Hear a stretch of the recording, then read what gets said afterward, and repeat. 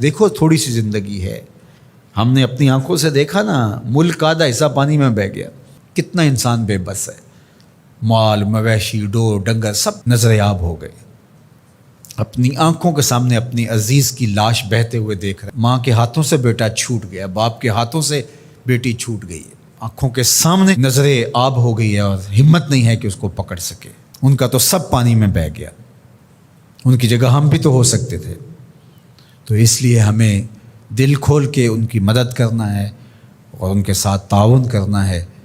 اور عملی طور پہ جا کر کے ان کے ساتھ شانہ بشانہ کھڑا ہونا ہے، اور یہ صرف 5 10 15 دن کے لیے نہیں، اس کے بعد جوش ٹھنڈا ہو جائے،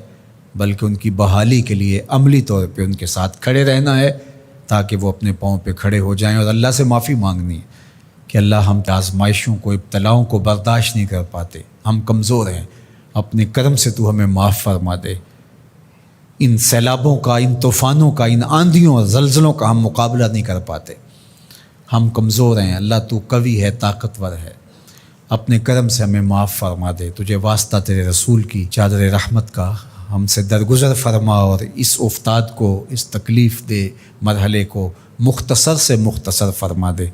اور میرے وطن کی خیر فرما، اور اس موقع پر جو تنظیمات، جو شخصیات، جو افراد، جو ادارے، پاک فوج سے لے کر